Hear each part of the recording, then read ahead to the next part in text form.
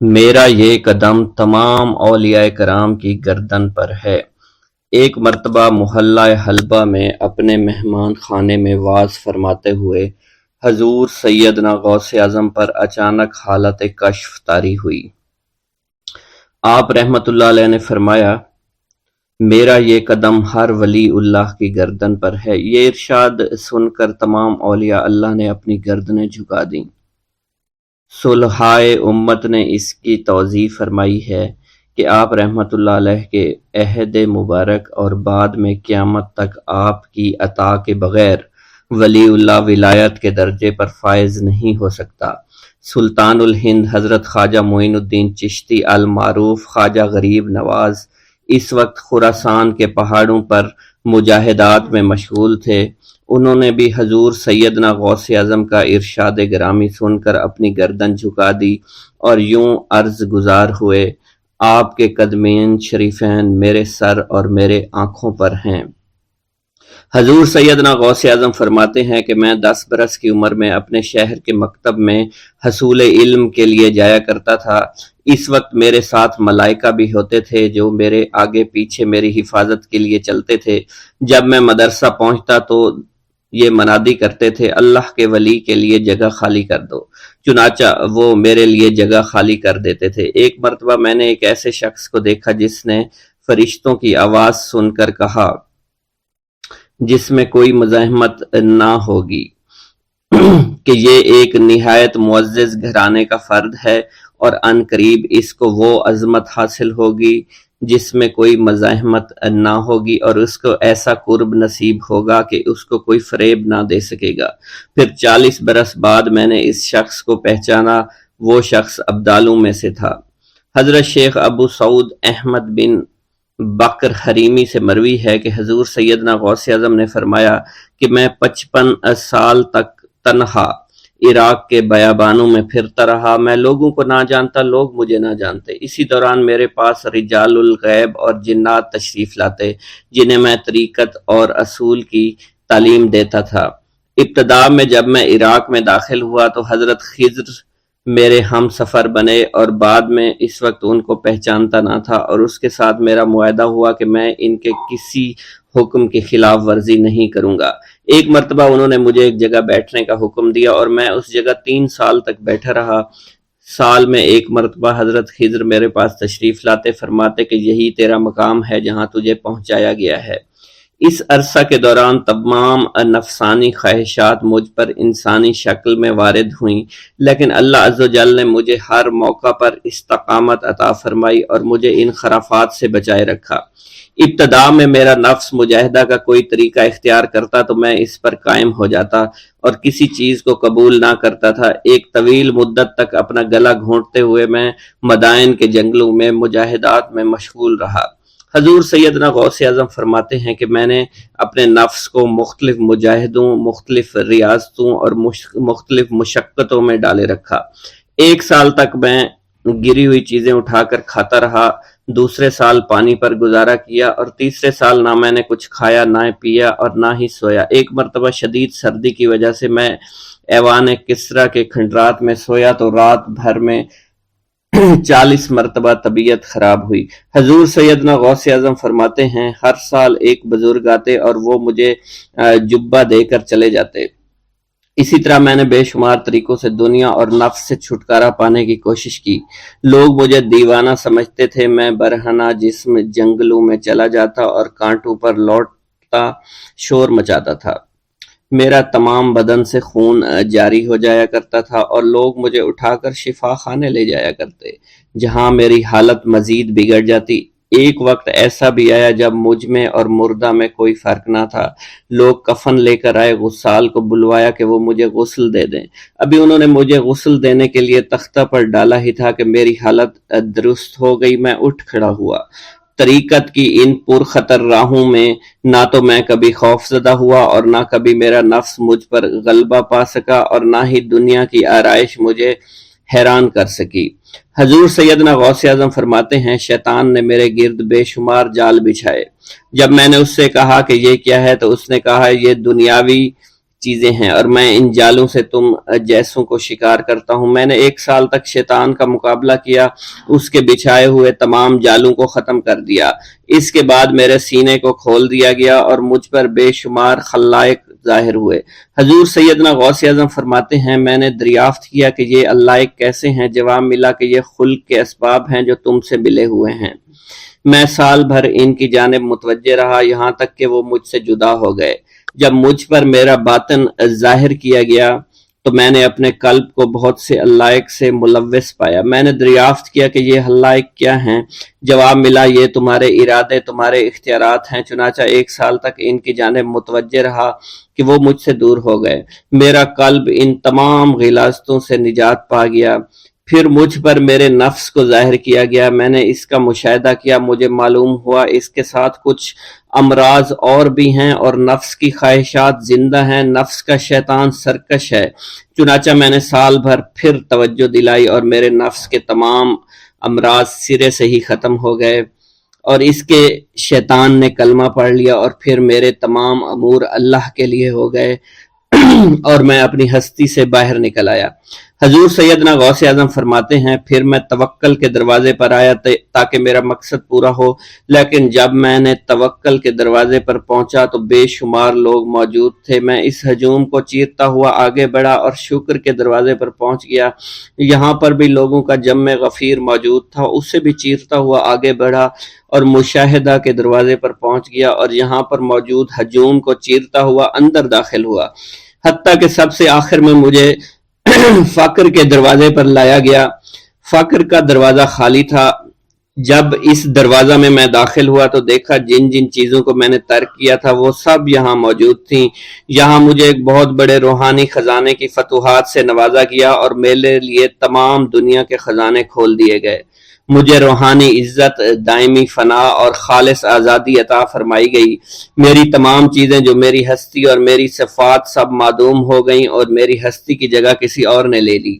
حضرت شیخ ابو سعید مخزومی نے حضور سیدنا غوث اعظم کو خرقہ خلافت سے نوازا اور فرمایا اے عبد القادر، یہ وہ خرقہ ہے جو حضور نبی کریم صلی اللہ علیہ وسلم نے حضرت سیدنا علی المرتضیٰ کو عطا فرمایا، اور حضرت سیدنا علی المرتضیٰ نے یہ خرقہ حضرت خواجہ حسن بصری کو عطا فرمایا تھا، جس سے ہوتا ہوا یہ خرقہ مجھ تک پہنچا، اور یہ تمہاری امانت تھی جو میں نے تم تک آج پہنچا دی ہے۔ حضور سیدنا غوث اعظم نے جب خرقہ مبارک کو زیب تن کیا تو آپ پر بے شمار انوار و تجلیات کی بارش ہونا شروع ہو گئی۔ حضور سیدنا غوث اعظم نے حضرت شیخ ابو سعید مخزومی کے مدرسہ میں تدریسی فرائض سر انجام دینا شروع کر دیے۔ آپ کے لیے فی الحال تدریسی مصروفیات کے علاوہ کوئی کام نہ تھا۔ آپ کی شبانہ روز کی محنت سے آپ کے نام کا شعرہ کچھ ہی دنوں میں سارے بغداد میں پھیل گیا۔ طلبہ دور دراز کے علاقوں سے علم کے حصول کے لیے آنے لگے۔ طلبہ کی تعداد جب مزید بڑھنا شروع ہو گئی تو ارد گرد کے کئی مکانات کو خرید کر مدرسہ میں داخل کر لیا گیا۔ کتب سیر میں منقول ہے کہ 528 ہجری میں آپ مدرسہ نظامیہ کی وسیع عمارت تعمیر فرما چکے تھے۔ اس مدرسہ کی تعمیر میں آپ نے بحیثیت مزدور بھی حصہ لیا تھا۔ حضرت شیخ ابو الخشاب سے مروی ہے کہ میں جوانی میں جب علم نحو پڑھ رہا تھا تو لوگوں نے مجھے حضور سیدنا غوث اعظم کے پاس جانے کا مشورہ دیا، اور اس کی وجہ سے مجھے بھی اشتیاق ہوا کہ میں آپ کا واز سنوں۔ ایک مرتبہ کچھ لوگوں کے ہمراہ آپ کی مجلس میں دوستوں کے ہمراہ حاضر ہوا۔ آپ نے میری جانب توجہ کرتے ہوئے فرمایا ہماری صحبت اختیار کر لو۔ چنانچہ میں نے آپ کے فرمان کے مطابق آپ کی صحبت کو اختیار کر لیا۔ آپ نے مجھے علم نحو کے علاوہ علوم عقلیہ اور تقلد حاصل کیے جس سے مجھے کوئی واقفیت پہلے نہیں تھی۔ 1 سال کے عرصہ میں آپ کی نظر کرم سے میں نے وہ علوم حاصل کر لیے جو گزشتہ اتنی عمر گزارنے کے باوجود بھی مجھے حاصل نہیں ہوئے تھے۔ منقول ہے حضرت شیخ بقا بن بطو، شیخ علی بن ہیتی اور شیخ کیلوی جب حضور سیدنا غوث اعظم کے مدرسہ میں آتے تو جھاڑو دیا کرتے تھے اور چھڑکاؤ کرتے تھے، لیکن آپ کی اجازت کے بغیر کبھی اندر داخل نہ ہوتے تھے۔ اجازت ملنے کے بعد آپ حضرات اندر داخل ہوتے اور اجازت ملنے پر ہی بیٹھتے تھے۔ آپ سے امان طلب کرتے اور امان مل جانے کے بعد مؤدب ہو کر بیٹھ جاتے۔ جس وقت آپ کہیں جانے کا ارادہ کرتے تو یہ حضرات سواری کے ہمراہ چلتے۔ آپ انہیں اس فعل سے منع فرمایا کرتے تھے اور کہتے تھے کہ ہمیں آپ کے ذریعے قرب الہی حاصل ہوا ہے۔ حضرت شیخ محمد قائل الادنیٰ سے مروی ہے کہ ایک مرتبہ حضور سیدنا غوث اعظم سے دریافت کیا گیا کہ آپ کی بزرگی اور عظمت کا راز کیا ہے؟ آپ نے فرمایا کہ میں کبھی جھوٹ نہیں بولتا اور کبھی کسی سے کذب بیانی نہیں کرتا۔ بسم اللہ الرحمن الرحیم۔ السلام علیکم۔ حضور سیدنا غوث اعظم فرماتے ہیں، میں 10 برس کی عمر میں اپنے شہر کے مکتب میں حصول علم کے لیے جایا کرتا تھا۔ اس وقت میرے ساتھ ملائکہ بھی ہوتے تھے جو میرے آگے پیچھے میری حفاظت کی غرض سے چلتے تھے۔ جب میں مدرسہ پہنچتا تھا تو وہ بار بار منادی کرتے تھے، اللہ کے ولی کے لیے جگہ خالی کر دو۔ چنانچہ وہ میرے لیے جگہ خالی کر دیتے تھے۔ ایک مرتبہ میں نے ایک ایسے شخص کو دیکھا جس نے فرشتوں کی آواز سن کر کہا کہ یہ نہایت معزز گھرانے کا فرد ہے اور عن قریب اس کو وہ عظمت اور بزرگی حاصل ہوگی جس میں کوئی مزاحمت نہ ہوگی، اس کو ایسا قرب نصیب ہوگا کہ اس کو کوئی فریب نہ دے سکے گا۔ پھر 40 برس بعد میں نے اس شخص کو پہچانا، وہ شخص ابدالوں میں سے تھا۔ حضرت شیخ ابو سعود احمد بن ابی بکر سے مروی ہے، حضور سیدنا غوث اعظم نے فرمایا، میں 25 سال تک تنہا عراق کے بیابانوں میں پھرتا رہا۔ میں لوگوں کو نہ جانتا تھا، لوگ مجھے نہیں جانتے تھے۔ اسی دوران میرے پاس رجال الغیب اور جنات تشریف لائے جنہیں میں طریقت اور رسول اللہ کی تعلیم دیا کرتا تھا۔ ابتدا میں جب میں عراق میں داخل ہوا تو حضرت خضر میرے ہم سفر تھے اور میں انہیں اس وقت سے پہچانتا نہیں تھا۔ ان کے ساتھ میرا معاہدہ ہوا کہ میں ان کے کسی حکم کی خلاف ورزی نہیں کروں گا۔ ایک مرتبہ انہوں نے مجھے ایک جگہ بیٹھنے کا حکم دیا، میں اسی جگہ 3 سال بیٹھا رہا۔ سال میں ایک مرتبہ حضرت خضر میرے پاس تشریف لاتے اور فرماتے، یہی تیرا مقام ہے جہاں تجھے پہنچایا گیا ہے۔ اس عرصہ کے دوران تمام نفسانی خواہشات مجھ پر انسانی شکل میں وارد ہوئیں، لیکن اللہ نے مجھے ہر موقع پر استقامت عطا فرمائی اور مجھے ان خرافات سے بچائے رکھا۔ ابتدا میں میرا نفس مجاہدہ کا کوئی طریقہ اختیار کرتا تو میں اس پر قائم ہو جایا کرتا تھا اور کسی چیز کو قبول نہیں کرتا تھا۔ ایک طویل مدت تک اپنا گلا گھونٹتے ہوئے میں نے مدائن کے جنگلوں میں مجاہدات میں مشغول رہا۔ حضور سیدنا غوث اعظم فرماتے ہیں، میں نے اپنے نفس کو مختلف مجاہدوں اور ریاستوں اور مشقتوں میں ڈالے رکھا۔ 1 سال تک میں گری ہوئی چیزیں اٹھا کر کھاتا رہا، اسی دوسرے سال میں صرف پانی پر گزارا کرتا رہا اور تیسرے سال میں نے کچھ نہ کھایا اور نہ پیا نہ ہی سویا۔ ایک مرتبہ شدید سردی کی وجہ سے میں ایوان کسریٰ کے کھنڈرات میں سویا تو رات بھر میں 40 مرتبہ احتلام ہوا۔ میں نے ہر مرتبہ دریائے دجلہ پر جا کر غسل فرمایا، پھر نیند کے خوف سے محل کے اوپر ایک ویران جگہ پر چڑھ گیا اور وہاں 2 سال تک قیام کیا، حتیٰ کہ سردی کے سوا کوئی شے کھانے کو میسر نہیں تھی۔ حضور سیدنا غوث اعظم فرماتے ہیں، ہر سال ایک بزرگ آتے اور وہ مجھے اونی جبہ دے کر چلے جاتے۔ اسی طرح میں نے بے شمار طریقوں سے دنیا اور نفس سے چھٹکارا حاصل کرنے کی کوشش کی۔ لوگ مجھے دیوانہ سمجھتے تھے، میں برہنہ جسم جنگلوں میں چلا جاتا، کانٹوں پر لوٹا شور مچایا کرتا، میرے تمام بدن سے خون جاری ہو جایا کرتا۔ لوگ مجھے اٹھا کر شفا خانے لے جایا کرتے جہاں میری حالت مزید بگڑ جایا کرتی۔ ایک وقت ایسا آیا جب مجھ میں اور مردہ میں کوئی فرق نہ تھا۔ لوگ کفن لے آئے اور غسال کو بلوایا کہ وہ مجھے غسل دے۔ ابھی انہوں نے مجھے غسل دینے کے لیے ایک تختہ پر لٹایا، میری حالت درست ہو گئی، میں اٹھ کھڑا ہوا۔ طریقت کی ان پرخطر راہوں میں نہ تو میں کبھی خوف زدہ ہوا، نہ کبھی میرا نفس مجھ پر غالب پا سکا اور نہ ہی دنیا کی آسائش مجھے حیران کر سکی۔ حضور سید غوث اعظم فرماتے ہیں، شیطان نے میرے گرد بے شمار جال بچھائے۔ جب میں نے ان سے کہا یہ کیا ہے، اس نے کہا یہ دنیاوی آلائشیں ہیں اور میں ان جالوں میں سے تم لوگوں کا شکار کیا کرتا ہوں۔ میں نے 1 سال تک شیطان کا مقابلہ کیا، اس کے بچھائے ہوئے تمام جالوں کو ختم کیا۔ اس کے بعد میرے سینے کو کھول دیا گیا اور مجھ پر بے شمار خلائق ظاہر ہوئے۔ حضور سیدنا غوث اعظم فرماتے ہیں، میں نے دریافت کیا کہ یہ اللہ ایک کیسے ہے؟ جواب ملا، یہ خلق کے اسباب ہیں جو تم سے ملے ہوئے ہیں۔ میں سال بھر ان کی جانب متوجہ رہا، یہاں تک کہ وہ مجھ سے جدا ہو گئے۔ جب مجھ پر باطن ظاہر ہوا تو میں اپنے قلب کو بہت سے علائق سے ملوث پایا۔ میں نے دریافت کیا یہ علائق کیا ہیں؟ جواب ملا یہ تمہارے ارادے، تمہارے اختیارات ہیں۔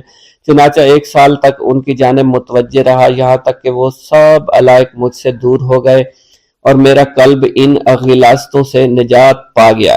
حضور سیدنا غوث اعظم فرماتے ہیں پھر میں نے توکل کے دروازے پر آیا، میرا مقصد پورا ہو، لیکن جب میں توکل کے دروازے پر پہنچا بے شمار لوگ وہاں موجود تھے۔ میں ہجوم کو چیرتا بڑھا اور شکر کے دروازے پر پہنچ گیا، یہاں بھی لوگوں کا جمع غفیر موجود تھا، اسے بھی چیرتا آگے بڑھا اور مشاہدہ کے دروازے پر پہنچ گیا، یہاں پر موجود ہجوم کو بھی چیرتا ہوا اندر داخل ہوا، حتیٰ کہ سب سے آخر میں مجھے فقر کے دروازے پر لا دیا گیا۔ فقر کا دروازہ خالی تھا۔ جب میں اس دروازے میں داخل ہوا تو دیکھا جن جن چیزوں کو میں نے ترک کیا تھا وہ سب یہاں موجود تھی۔ یہاں مجھے ایک بہت بڑے روحانی خزانے کی فتوحات سے نوازا گیا، میرے لیے تمام دنیا کے خزانے کھول دیے گئے، مجھے روحانی عزت، دائمی غنا اور خالص آزادی عطا فرمائی گئی۔ میری تمام چیزیں جو میری ہستی اور میری صفات سب معدوم ہو گئی تھی، وہ میری ہستی کی جگہ کسی اور نے لے لی تھی۔ حضرت شیخ ابو سعید مخزومی نے حضور سیدنا غوث اعظم کو خرقہ خلافت سے نوازا اور فرمایا اے عبد القادر، یہ وہ خرقہ ہے جو حضور نبی کریم صلی اللہ علیہ وسلم نے سیدنا علی المرتضیٰ کو عطا فرمایا۔ سیدنا علی المرتضیٰ نے یہ خرقہ خواجہ حسن بصری کو عطا فرمایا، جس سے ہوتا ہوا یہ مجھ تک پہنچا، اور یہ تمہاری امانت تھی جو میں نے تم تک پہنچا دی۔ حضور سیدنا غوث اعظم نے جب خرقہ مبارک کو زیب تن کیا تو آپ پر بے شمار انوار و تجلیات کی بارش ہونا شروع ہو گئی۔ رحمان فرماتے ہیں کہ والد بزرگوار اپنے وعظ کے دوران الحمدللہ رب العالمین کہہ کر خاموش ہو جاتے اور دوبارہ کہہ کر سکوت فرماتے تھے، اور تیسری مرتبہ کہنے کے بعد کچھ دیر توقف فرماتے، اور آپ کی محفل میں تمام اولیاء حاضر و ناظر اور خاموش ہو جایا کرتے تھے۔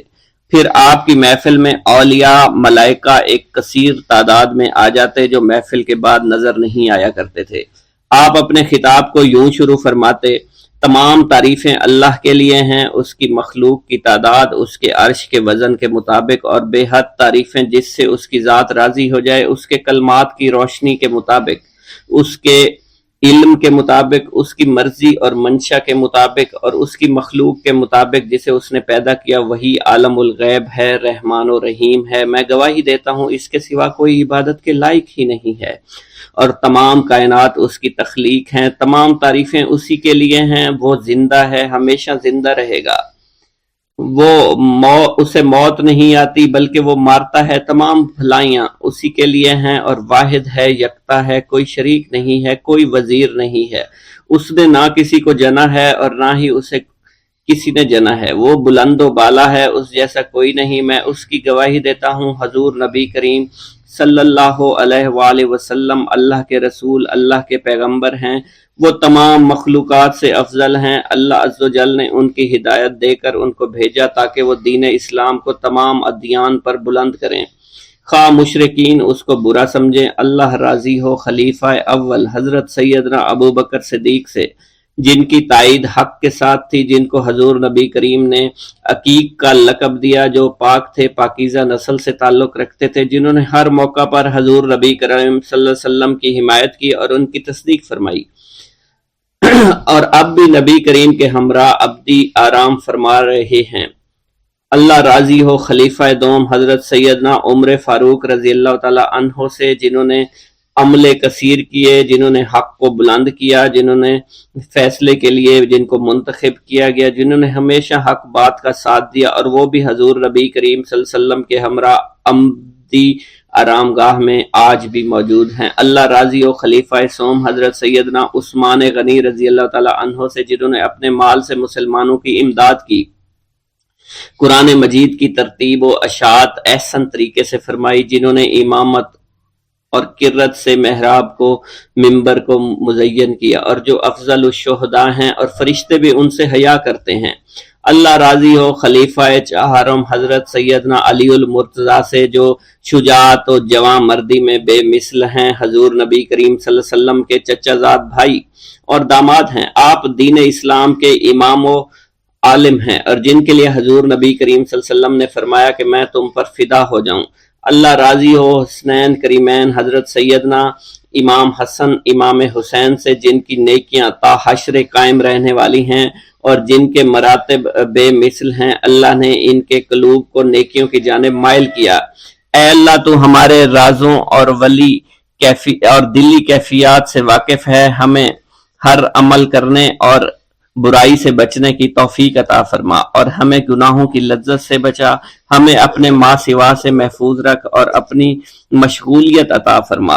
بے شک اللہ کے سوا کوئی عبادت کے لائق نہیں، جو چاہتا ہے وہی ہوتا ہے اور وہی قوی اور وہی عظیم ہے۔ اے اللہ ہمیں غفلت سے بچا اور ہمارے اوپر وہ بوجھ نہ ڈال جو تو نے پہلی امتوں پر ڈالا۔ اے ہمارے رب العالمین ہمیں معاف فرما اور ہماری مغفرت عطا فرما، کیونکہ تو ہی ہمارا رب ہے، تو ہی ہمارا مولا ہے، آمین۔ حضرت شیخ عبداللہ جبائی کا قول ہے کہ حضور سیدنا غوث اعظم رحمت اللہ علیہ نے مجھ سے ارشاد فرمایا کہ میرے نزدیک کھانا کھلانا اور حسن اخلاق افضل اور اعلیٰ ہیں۔ آپ کے پاس کبھی پیسہ نہیں ٹھہرا کرتا تھا، اگر صبح کے وقت آپ کے پاس 1000 دینار آ جاتے تو شام تک وہ غریبوں اور محتاجوں میں تقسیم ہو جایا کرتے تھے۔ حضور سیدنا غوث اعظم کی پرورش نہایت ہی بابرکت ماحول میں ہوئی۔ آپ نے ابتدا میں گوشہ نشینی اختیار کی اور خود کو دنیاوی غلاظتوں سے پاک رکھا۔ آپ نے 51 برس کی عمر میں شادی کی۔ جب آپ سے اس بارے میں دریافت کیا گیا تو آپ نے فرمایا، جب مجھے حضور نبی کریم صلی اللہ علیہ وسلم نے نکاح کی اجازت دی تو میں نے نکاح کر لیا۔ حضور سیدنا غوث اعظم نے اپنی ذات کو اللہ عز و جل کی خوشنودی کے لیے وقف کر رکھا تھا۔ آپ کی راتیں جاگ کر گزرا کرتی تھی اور ساری رات آپ مراقبہ اور مشاہدہ میں گم ہوا کرتے تھے۔ آپ کی عادت مبارکہ تھی کہ آپ سجدہ کو دراز کیا کرتے تھے اور بیٹھ کر مراقبہ فرمایا کرتے تھے۔ اسی دوران آپ کا جسم مبارک نورانی شعاؤں کے زیر اثر ہوتا اور کئی مرتبہ آپ نورانی شعاؤں میں غائب ہو جایا کرتے تھے۔ حضرت شیخ ابو عبداللہ بن حسنین بن ابی الفضل فرماتے ہیں کہ حضور سیدنا غوث اعظم کے بعض دہقانی مریدین ہر سال آپ کے لیے گیہوں بوتے تھے اور جائز طریقہ سے اسے پالتے تھے۔ پھر آپ کے بعض مریدین اسے پیستے اور آپ کے لیے ہر روز 4-5 روٹیاں پکاتے اور شام کو آپ کے پاس روٹیاں لے کر آیا کرتے تھے۔ آپ حاضرین میں ایک ایک ٹکڑا تقسیم کر دیتے اور جو بچ جاتا وہ اپنے لیے رکھ لیا کرتے تھے۔ حضرت شیخ خضر حسنی سے منقول ہے، حضور سیدنا غوث اعظم ایک شکستہ دل فقیر کو دیکھا۔ آپ نے اس سے اس کی کیفیت کے متعلق دریافت کیا تو اس نے کہا کہ میں آج دریا کے کنارے گیا اور ملاح سے کہا مجھے دریا کے پار لے جائے۔ اس نے انکار کر دیا۔ میں اپنے اس افلاس کے سبب پریشان اور شکستہ دل ہوں۔ ابھی اس فقیر کا کلام جاری تھا کہ ایک شخص آپ کی خدمت میں حاضر ہوا اور 30 دینار آپ کی خدمت میں پیش کیے۔ آپ نے وہ دینار اس فقیر کو دے دیے اور فرمایا کہ اس ملاح سے کہنا کہ کسی فقیر کا سوال رد نہ کیا کرے۔ حضرت شیخ معمر ابو المظفر فرماتے ہیں، میں نے حضور سیدنا غوث اعظم سے زیادہ کسی کو درگزر فرمانے والا آج تک نہیں دیکھا۔ آپ کی عطا کا یہ علم تھا، ایک محفل میں 400 لوگوں کو ولایت کے مقام اعلیٰ تک پہنچا دیا کرتے تھے۔ بھوکوں کو کھانا کھلانا، بیواؤں کی حاجت روائی کرنا آپ کا معمول تھا۔ جب کسی بیمار کے متعلق سنتے تو فوراً اس کی عیادت کے لیے تشریف لے جایا کرتے تھے۔ فقراء کو آپ رحمت اللہ علیہ کے در سے بغیر سوال کیے عطا ہو جایا کرتا تھا۔ حضور سیدنا غوث اعظم نے فرمایا کہ مخلوق سے کنارہ کشی سے پہلے علم حاصل کرو، کیونکہ جو شخص علم کے بغیر عبادت کرتا ہے وہ اصلاح سے زیادہ فساد میں مبتلا ہو جاتا ہے۔ تمہیں چاہیے کہ شمع شریعت اپنے ہمراہ لے کر علم کی روشنی میں علم عمل کرو، پھر اللہ تعالیٰ تمہیں علم لدنی کا وارث بنا دے گا جس سے تم ناواقف ہو۔ تمہیں چاہیے کہ تمام اسباب و ذرائع سے تعلق منقطع کر کے رشتہ داروں اور احباب سے جدائی اختیار کرو، تاکہ تم اپنے زہد کی وجہ سے اپنی قوت باطنی اور اپنے حسن ادب کا مشاہدہ کر سکو۔ خدا کے علاوہ تمام عالم و اسباب سے اس خوف سے منقطع ہو جاؤ تاکہ تمہاری شمع معرفت نہ بجھ جائے، اور جب تم 40 دن اپنے رب کے لیے مخصوص کر دو گے تو تمہارے قلب سے حکمت کے چشمے جاری ہو جائیں گے اور تم معرفت الہی کی تپش کا مشاہدہ کرنے لگے گے جس کو حضرت موسیٰ علیہ السلام نے اپنے شجر قلب پر محسوس کیا تھا۔ اس کیفیت کے بعد تم اپنے نفس و خواہش، اپنے شیطان سے، اپنی طبیعت اور اپنے وجود سے کہو گے کہ ٹھہر جا، میں نے اس آگ کا مشاہدہ کر لیا ہے جو قلب موسیٰ علیہ السلام پر روشن ہوئی تھی۔ اس کے بعد تمہارے قلب میں باطن سے یہ آواز آنے لگے گی کہ میں ہی تمہارا رب ہوں، میری ہی عبادت کرو، میرے غیر کی اطاعت سے گریزاں ہو جاؤ، میرے سوا کسی سے تعلق مت رکھو، میری معرفت حاصل کر کے میرے غیر کو فراموش کرو، غیر سے اعراض کر کے میرے علم، میرے قرب، میرے ملک اور میری سلطنت کی جانب متوجہ رہو۔ جب تمہیں بقا الہی حاصل ہو جائے تو تمہاری زبان پر اندہ جاری ہو جائے گا اور تمام حجابات رفع ہو کر قلب سے کدورت زائل ہو جائے گی اور نفس کو مکمل سکون حاصل ہو جائے گا۔ پھر جب اس کے الطاف غالب ہو جائیں گے تو تمہیں خطاب کیا جائے گا، اے قلب، فرعون نفس کی طرف توجہ کر اور اس کو راہ ہدایت پر چلاتا ہوا میری جانب آ لے اور اس سے کہہ دے کہ میرا ہی اتباع کریں، پھر انہیں رشد کے راستے پر ہدایت کر کے اس سے تعلق قائم کر اور اس کے بعد پھر قطع تعلق کر کے دوبارہ استوار کر لے اور اسی طرح سے کرتا رہے۔ حضرت شیخ و معمر سے منقول ہے، فرماتے ہیں ایک مرتبہ میں حضور سیدنا غوث اعظم شیخ عبد القادر جیلانی رحمۃ اللہ علیہ کی خدمت میں حاضر تھا۔ آپ بیٹھے کچھ لکھ رہے تھے، اسی دوران چھت سے 3 مرتبہ مٹی گری، چوتھی مرتبہ ایسا ہوا آپ نے جلال میں آ کر اس جگہ دیکھا جہاں سے مٹی گر رہی تھی۔ اسی دوران ایک چوہا اس جگہ سے نیچے گرا اور مر گیا، یہ چوہا ہی وہاں سے مٹی کھود رہا تھا۔ حضرت شیخ عمر بن مسعود بزاز فرماتے ہیں حضور سیدنا غوث اعظم وضو فرما رہے تھے، اسی دوران ایک چڑیا نے آپ کی قمیض پر بیٹ کر دی، آپ نے جلالی نظروں سے چڑیا کو دیکھا، وہ چڑیا اسی وقت نیچے گری مر گئی۔ آپ نے وضو سے فارغ ہونے کے بعد قمیض کے اس حصے کو دھویا اور پھر اپنی قمیض مبارک اتار کر مجھے دی اور فرمایا اس کو فروخت کر کے اس کی رقم کو خیرات کر دو، یہ اس کا بدلہ ہے۔ حضور سیدنا غوث اعظم کے زمانہ میں بہت ہی گناہگار شخص تھا، اس کے دل میں آپ سے بے پناہ محبت تھی۔ جب اس کے مرنے کے بعد دفن کیا گیا تو قبر میں منکر نکیر نے سوالات کیے تو اس نے سوال کے جواب میں عبد القادر جواب دیا۔ منکر نکیر نے اللہ کی بارگاہ میں اس کے جواب کو پیش کیا، حکم ہوا اگرچہ یہ بندہ فاسقوں میں سے ہے لیکن یہ میرے محبوب سید عبد القادر جو کہ صادقین میں سے ہیں ان سے محبت رکھتا ہے۔ بغداد کے محلہ باب العز کے قبرستان میں سے ایک قبر سے مردہ کے چیخنے کی آواز آنے لگی۔ لوگوں نے حضور سیدنا غوث اعظم کی خدمت میں عرض ہو کر عرض کیا، آپ نے دریافت کیا کیا صاحب قبر نے مجھ سے خرقہ پہنا؟ لوگوں نے عرض کیا ہمیں اس کا علم نہیں۔ آپ نے دریافت کیا کیا یہ میری محفل میں کبھی شریک ہوا؟ ہمیں اس کا علم نہیں۔ آپ نے پھر دریافت کیا کیا کبھی میرے پیچھے نماز پڑھی؟ نہیں معلوم۔ آپ نے مراقبہ فرمایا اور آپ کے چہرہ مبارک پر جلالیت کے آثار نمودار ہو گئے۔ بعد ازاں آپ نے چہرہ مبارک پر وقار ظاہر ہوا اور آپ نے فرمایا کہ اس شخص نے میری زیارت کی، مجھ سے حسن ظن رکھا، اسی وجہ سے اللہ نے اس پر رحم فرما دیا ہے، چنانچہ اس کے بعد کبھی قبر سے آواز نہیں آئی۔ منقول ہے حضرت شیخ ابو الحسن علی بن وہب ازجی بیمار ہو گئے، حضور سیدنا غوث اعظم عیادت کے لیے تشریف لائے تو آپ نے وہاں ایک قمری اور ایک کبوتری کو دیکھا۔ حضرت شیخ ابو الحسن نے آپ سے عرض کی کہ یہ کبوتری 6 ماہ سے انڈے نہیں دے رہی اور قمری 9 مہینے سے بول نہیں رہی۔ آپ نے کبوتری سے فرمایا تو اپنے مالک کو فائدہ پہنچا اور قمری سے فرمایا تو اپنے خالق کی تسبیح کر۔ چنانچہ قمری نے اسی وقت کوکو کرنا شروع کر دیا، یہاں تک کہ بغداد کے لوگ اس کی آواز سننے کے لیے جوق در جوق جمع ہونا شروع ہو گئے اور کبوتری نے بھی انڈے دے دیے اور ان سے بچے نکلے۔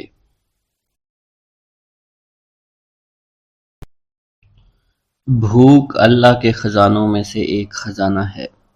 حضرت شیخ ابو محمد فرماتے ہیں ایک روز میں حضور سیدنا غوث اعظم کی خدمت میں ایسی حالت میں حاضر ہوا کہ فاقہ سے تھا اور میرے اہل و عیال بھی کئی دنوں سے بھوکے تھے۔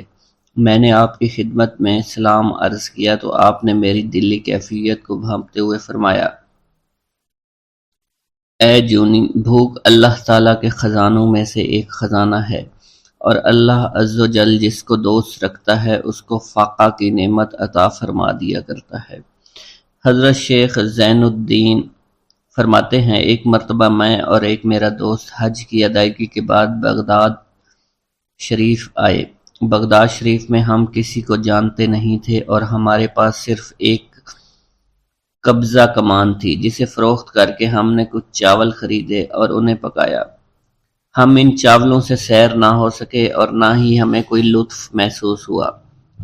بعد ازاں ہم حضور سیدنا غوث اعظم کی محفل میں حاضر ہوئے تو آپ کچھ کلام فرما رہے تھے۔ ہمیں دیکھتے ہی آپ نے اپنا کلام قطع کر لیا اور فرمانے لگے، حجاز مقدس سے کچھ مہمان آئے اور ان کے پاس قبضہ کمان کے سوا کچھ نہ تھا جسے انہوں نے فروخت کر کے چاول خریدے اور انہیں پکا کر کھایا، لیکن نہ ہی وہ سیر ہوئے اور نہ ہی لطف اندوز۔ حضرت شیخ زین الدین ابو الحسن علی بن ابو طاہر ابراہیم انصاری فرماتے ہیں، ہم نے جب حضور سیدنا غوث اعظم کا یہ کلام سنا تو ہم نہایت حیران ہوئے۔ محفل کے اختتام پر آپ نے دسترخوان بچھوایا۔ میں نے آہستگی سے اپنے دوست سے اس کی پسندیدہ چیز کے متعلق پوچھا تو اس نے کہا، حلوہ کھانا چاہتا ہے، اور میرے دل میں اس وقت شہد کی خواہش پیدا ہوئی۔ ابھی یہ سب کچھ ہمارے دلوں میں ہی تھا کہ حضور سیدنا غوث اعظم نے اپنے خادمین کو حکم دیا، جاؤ حلوہ شہد لے آؤ۔ خادمین نے حکم کی، تعمیل کی اور حلوہ اور شہد ہمارے سامنے لا کر رکھ دیا۔ آپ کا اس طرح ہمارے دلوں کی بات پر مطلع ہونے سے ہم حیران رہ گئے۔ حضرت ابو حفص عمر بن صالح بغدادی ایک مرتبہ اپنی اونٹنی کو ہانکتے ہوئے حضور سیدنا غوث اعظم کی خدمت میں حاضر ہوئے۔ عرض کرنے لگے، حضور، میں حج کے لیے بیت اللہ شریف جانا چاہتا ہوں، مگر میری یہ اونٹنی میرا ساتھ دینے کے قابل نہیں ہے اور فی الحال میرے پاس کوئی دوسری سواری بھی نہیں ہے۔ آپ نے اس اونٹنی کی پشت پر ہاتھ پھیرا۔ اس کے بعد حضرت ابو حفص عمر بن صالح بغدادی نے اس اونٹنی کو ایڑی لگائی تو وہ اونٹنی بیت اللہ شریف تک بھاگتی ہی چلی گئی اور کوئی دوسری سواری اس کے قریب نہیں پہنچ سکی۔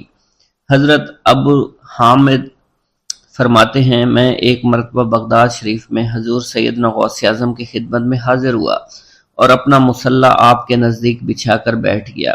آپ نے مجھ سے فرمایا، اے حامد، تم عنقریب بادشاہوں کے دسترخوان پر بیٹھو گے۔ چنانچہ جب میں حران واپس پہنچا تو سلطان نور الدین زنگی نے مجھے اپنے پاس رہنے پر مجبور کر دیا اور مجھے اپنا مصاحب خاص مقرر کر دیا اور ناظم اوقاف مقرر فرمایا۔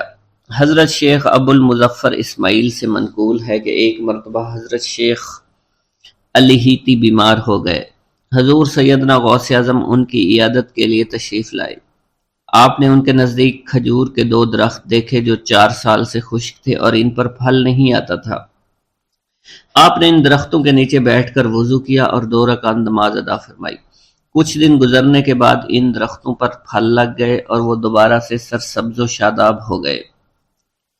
جھولی کو میری بھر دو ورنہ کہے گی دنیا، ایسے سخی کا منگتا پھرتا ہے مارا مارا۔ مولانا عبد الرحمن جامی فرماتے ہیں، حضور سیدنا غوث اعظم کا ایک مرید آپ کے ہمراہ مسجد کی جانب جا رہا تھا۔ جمعہ کا دن تھا۔ اس دن کسی بھی شخص نے آپ کو دیکھ کر نہ سلام کیا نہ ہی کچھ توجہ فرمائی۔ اس مرید کے دل میں خیال آیا کہ پہلے تو آپ جمعہ کی نماز کی ادائیگی کے لیے بڑی مشکل سے لوگوں کے ہجوم میں سے ہوتے ہوئے مسجد کی جانب تشریف لے جایا کرتے تھے، اور آج کوئی شخص بھی آپ کو سلام نہیں کر رہا ہے اور نہ آپ کے نزدیک آ رہا ہے۔ مولانا عبد الرحمن جامی فرماتے ہیں، ابھی یہ خیال اس مرید کے دل میں ہی تھا کہ حضور سیدنا غوث اعظم نے مسکرا کر اس مرید کو دیکھا، پھر لوگوں کا ایک جمع غفیر اکٹھا ہو گیا اور ہر کوئی آپ سے سلام کرنے کا خواہش مند تھا، یہاں تک کہ اس مرید اور آپ کے درمیان ہجوم حائل ہو گیا۔ اس مرید کے دل میں یہ خیال آیا کہ یہ پہلا حال اچھا تھا جب میں اور آپ تنہا تھے، مولانا عبد الرحمن جامی فرماتے ہیں حضور سیدنا غوث اعظم شیخ عبد القادر جیلانی نے ایک مرتبہ پھر اس مرید کی دلی کیفیت کو بھانپتے ہوئے فرمایا، تمہیں معلوم نہیں لوگوں کے دل میری مٹھی میں ہیں، میں انہیں چاہوں تو پھیر دوں، چاہوں تو اپنی جانب متوجہ کر لوں۔ ایک مرتبہ ایک عورت حضور سیدنا غوث اعظم کی خدمت میں بیٹے کو لے کر حاضر ہوئی، عرض کیا میرے اس بیٹے کو آپ سے دلی لگاؤ ہے، آپ اسے اپنی غلامی میں قبول فرما لیں، میں اللہ عز و جل اور آپ کی خاطر اپنے بیٹے پر اپنے حق کو معاف کرتی ہوں۔ آپ نے اس لڑکے کو قبول فرما لیا۔ چند روز بعد وہ عورت اپنے بیٹے سے ملنے کے لیے آئی تو وہ لڑکا آپ کے حکم سے مجاہدات میں مشغول تھا اور بے حد کمزور اور لاغر ہو چکا تھا۔ اس عورت نے جب آپ کو دیکھا تو آپ اس وقت مرغی کا گوشت کھا رہے تھے، آپ کے سامنے ہڈیاں پڑی ہوئی تھی۔ اس عورت نے آپ سے کہا کہ آپ خود تو مرغی کھاتے ہیں جبکہ میرا بیٹا سخت مجاہدات میں مشغول ہے۔ آپ نے اس عورت کی بات سننے کے بعد ہڈیوں کی جانب اشارہ کیا اور حکم دیا، اللہ عز و جل کے حکم سے زندہ ہو جاؤ۔ آپ کا یہ فرمانا تھا کہ ان ہڈیوں سے ایک سالم مرغی زندہ کھڑی ہو گئی۔ آپ نے فرمایا کہ جب تیرا بیٹا اس منزل پر پہنچ جائے گا تو پھر جو چاہے گا کھائے گا۔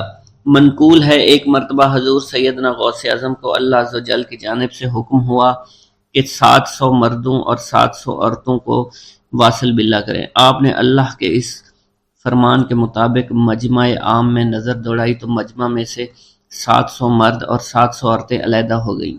آپ نے ان پر نگاہ ولایت ڈالی تو وہ سب واصل اللہ ہو گئے۔ حضور سیدنا غوث اعظم مدینہ منورہ میں حضور نبی کریم کے روضہ مبارک پر حاضری دینے کے بعد با پیادہ بغداد شریف واپس تشریف لا رہے تھے۔ راستے میں ایک چور جو کہ ناکہ لگا کر کسی مسافر کا انتظار کر رہا تھا، اس نے آپ کو قریب آنے پر روک لیا۔ آپ نے اس چور سے دریافت کیا تم کون ہو؟ اس نے کہا دیہاتی ہوں۔ آپ کو بذریعہ کشف اس کی بدنیتی کی خبر ہو چکی تھی۔ اسی دوران اس چور کے دل میں خیال پیدا ہوا کہ یہ غوث اعظم ہوں گے۔ آپ نے اس کے دل کی بات کو بھانپتے ہوئے فرمایا کہ میں عبد القادر ہوں۔ چور نے جب آپ کی بات سنی فوراً قدموں میں گر پڑا اور معافی کا خواستگار ہوا۔ آپ کو اس کی حالت پر ترس آ گیا۔ آپ نے اللہ عز و جل کے حضور اس کے لیے دعا فرمائی تو ندائے غیبی سنائی دی، اے غوث اس چور کو سیدھے راستہ دکھاتے ہوئے قطب بنا دو۔ آپ نے اس چور کی جانب نگاہ دوڑائی تو آپ کے فیض روحانی سے قطب کے درجے پر وہ فائز ہو گیا۔ حضرت شیخ ابو عباس خضر بن عبداللہ بن جایہ حسینی فرماتے ہیں ایک مرتبہ میں نے خلیفہ ابو المظفر یوسف عباسی کو حضور سیدنا غوث اعظم شیخ عبد القادر جیلانی کی خدمت میں موجود پایا۔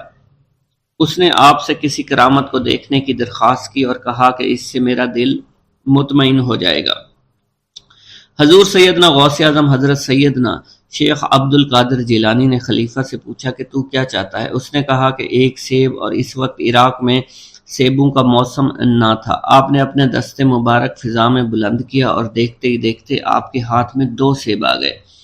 آپ نے ایک سیب ابو المظفر کو دیا اور دوسرا خود رکھ لیا۔ ابو المظفر نے جب اپنا سیب چیرا تو اس میں سے کیڑا نکل آیا۔ اس نے جب اپنا سیب چیرا تو یہ اندر سے سفید تھا، اس میں سے کستوری کی خوشبو آ رہی تھی۔ ابو المظفر نے وجہ دریافت کی تو آپ نے فرمایا اس سیب میں سے کیڑا اس وجہ سے نکلا کیونکہ اس سیب کو ظالم کا ہاتھ لگا ہوا تھا۔ حضرت شیخ ابو محمد سے مروی ہے ایک مرتبہ میں حضور سیدنا غوث اعظم کی خدمت میں بغداد شریف حاضر ہوا۔ کچھ دنوں تک آپ کے ہاں قیام پذیر رہا اور روحانی فیوز و برکات سے مالا مال ہوا۔ بعد ازاں جب میں واپس اپنے ملک مصر روانہ ہونا لگا تو آپ نے مجھ سے فرمایا کہ کبھی کسی سے کوئی چیز مت مانگنا۔ پھر آپ نے اپنی انگشت شہادت میرے منہ میں ڈالی اور فرمایا کہ اسے اچھی طرح چوسو۔ چنانچہ میں نے آپ کے فرمان کے مطابق ایسا ہی کیا۔ جب میں آپ سے اجازت لینے کے بعد واپس اپنے ملک مصر روانہ ہوا تو بغداد شریف سے مصر تک کی طویل مسافت کے دوران مجھے کچھ بھوک محسوس نہیں ہوئی اور میں جوں جوں آگے بڑھتا رہا اپنے جسم میں توانائی کو پہلے سے زیادہ پاتا۔ حضرت شیخ ابراہیم قندوزی کی آمد۔ ایک دن حضرت خواجہ معین الدین چشتی حسب معمول درختوں کو پانی دے رہے تھے۔ حضرت شیخ ابراہیم قندوزی گھومتے پھرتے اسی باغ کی طرف آن نکلے۔ حضرت شیخ ابراہیم قندوزی اسی آبادی میں رہا کرتے تھے جہاں آپ مقیم تھے، اور وہ اللہ عز و جل کے عشق میں اس قدر ڈوبے ہوئے تھے کہ ان پر عشق حقیقی کی وجہ سے اکثر خود فراموشی کی حالت طاری رہتی تھی۔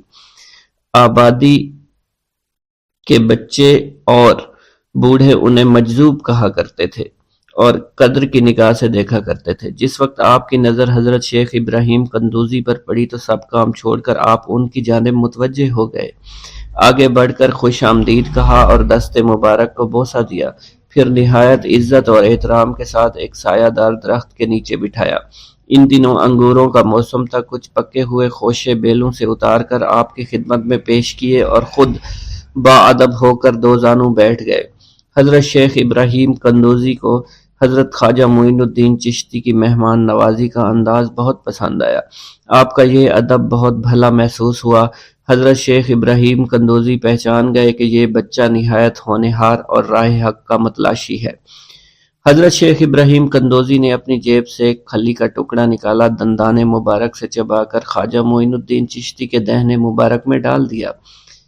وہ کھلی کا ٹکڑا شباب معرفت کا جام تھا جسے پیتے ہی آپ پر خودی کی کیفیت طاری ہو گئی اور نگاہوں سے تمام حجابات دور ہو گئے۔ آنکھوں میں نور ہی نور چھا گیا، تعینات کے حجابات سامنے سے اٹھ گئے، جوش حیرت قلب پر طاری ہو گیا، آنکھیں کھلی کی کھلی رہ گئیں۔ یہ نہیں کہا جا سکتا حضرت خواجہ معین الدین چشتی اس حالت فراموشی میں کب تک آئینہ حیرت بنے رہے۔ جب آپ کو ہوش آیا تو ساقی جام معرفت محفل سے اٹھ چکا تھا، دل قابو سے باہر ہو گیا، طبیعت پر جبر کر کے دامن صبر قرار تھام کر کے بیٹھ گئے۔ عشق میں صبر چونکہ انتہائی دشوار ہوتا ہے، لہٰذا حضرت خواجہ معین الدین چشتی کو بھی قرار نہ رہا، اور جو جلوہ آپ کو حضرت شیخ ابراہیم قندوزی دکھا چکے تھے، اس جلوہ کو دیکھنے کے بعد آپ خود پر ایک دیوانگی کی ایک کیفیت طاری ہو چکی تھی، اور دنیا اور دولت، دنیا سب حقیر اور بے وقعت دکھائی دینے لگی۔ آپ کے قلب میں عشق خداوندی جوش مارنے لگا اور قلب تمام دنیاوی آلائشوں سے پاک ہو گیا اور دنیا سے بے پرواہ ہو چکا تھا۔ جیسے جیسے وقت گزرتا گیا، حضرت خواجہ معین الدین چشتی کی دیوانگی اور وارفتگی بڑھتی چلی گئی۔ آپ نے حضرت شیخ ابراہیم قندوزی کے ہاتھوں جام معرفت پینے کے تیسرے دن ہی اپنی تمام املاک فروخت کر کے اس رقم کو راہ خدا میں خرچ کر دیا اور خود معمولی ساز راہ لیا اور اپنے وطن اور اپنے عزیز و اقارب اور رفقا کی محبت کو خیر باد کہہ کر چل دیے۔ محبوب حقیقی کے سچے عاشقوں کا یہ دستور رہا ہے کہ وہ قرب یار پانے کے لیے سب سے پہلے علوم ظاہری کا زینہ طے کیا کرتے ہیں، پھر عمل کی دشوار گزار منزلوں کو طے کر کے علوم باطنی سیکھتے ہیں، تب کہیں جا کر انہیں جلوہ محبوب دکھائی دیتا ہے۔ خواجہ معین الدین چشتی نے بھی اپنے مطلوب تک رسائی کے لیے یہی راستہ اختیار کیا۔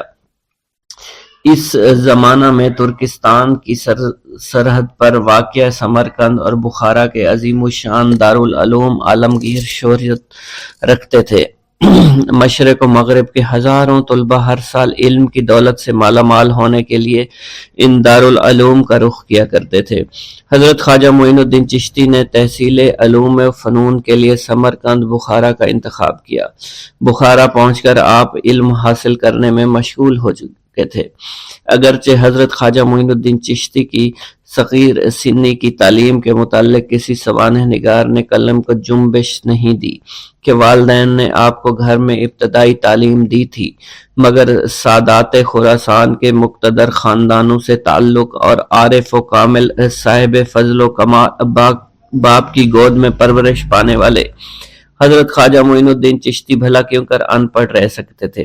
حالات و واقعات کے سیاق و سباق میں غور کرنے سے معلوم ہوتا ہے کہ آپ نے اگرچہ زیادہ تعلیم تو نہیں، کم از کم قرآن مجید کی تعلیم اور علوم مروجہ کی ابتدائی کتابیں ضرور پڑھی ہوں گی، اور یہ بات بھی بعد از قیاس نہیں کہ قرآن مجید کے کچھ سپارے بھی حفظ کیے ہوں۔ بہرحال بخارا پہنچنے سے پہلے آپ نوشت خواندند سے واقف ضرور تھے۔ حضرت خواجہ معین الدین چشتی بخارا کے تمام علماء فضلاء کے حلقہ درس میں شریک ہوئے۔ تذکروں اور سوانح عمری کے مطالعہ سے یہ پتہ نہیں چلتا ہے کہ آپ نے کن کن اساتذہ کے سامنے زانوئے تلمند طے کیا، مگر آپ کے اساتذہ میں حضرت مولانا حسام الدین بخاری خصوصیت کے ساتھ قابل ذکر ہیں، جنہوں نے آپ کو دستار فضیلت عطا فرمائی۔